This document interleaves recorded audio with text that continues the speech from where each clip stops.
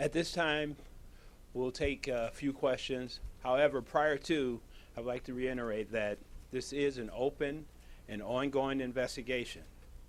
And we want to be sensitive to not only the investigation, but the family members and the victims. And I ask that when you ask your question, you identify yourself and identify the media outlet that you're with. Chief Fox 8 News, is there any evidence that this is part of any larger operation, or was this focused just right here in Cleveland?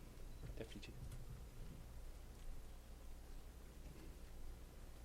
Right now, it's not, but we are aware of any type of national implications. That's why we're working so closely with the FBI. We actually briefed last night on the investigative end of it, and we reminded the investigators not to forget about that it possibly could be something that is outside of Cleveland. But as of right now, we have no indication that it's bigger than our neighborhood here.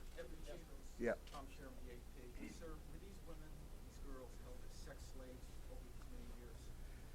You know, Tom, that hasn't been determined also. I have to tell you that we were very, very careful with the interview process last night. So that's going to be an ongoing process. Today when we have our expert come in from the FBI, they're going to do a little more in-depth interviews, and I'm sure as time goes by, there'll be more information that will be provided from those young ladies as to exactly what took place.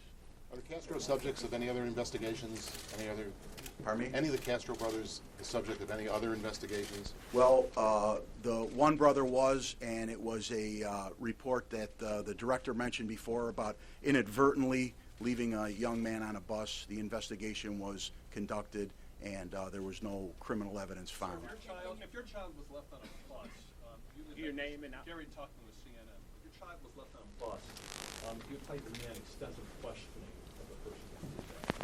If that questioning was done, these ladies may have been out since 2004. Why wasn't this guy questioned more aggressively about this?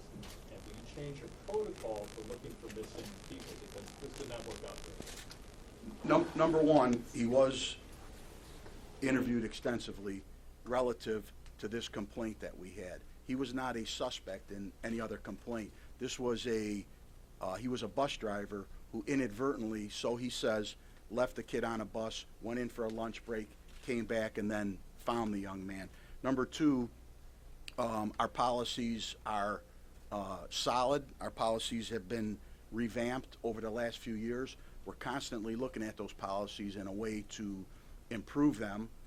Number three, I can tell you, as being part of this division for the last 28 years and being very, very involved in this over the last 10 years, that the amount of effort, the amount of leads, the amount of work hours and dedication that went into this, I've never seen it before over the last 10 years.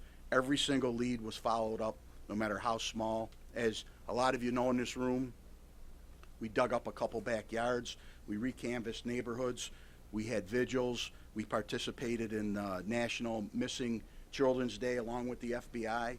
So our goal was to get them back safely.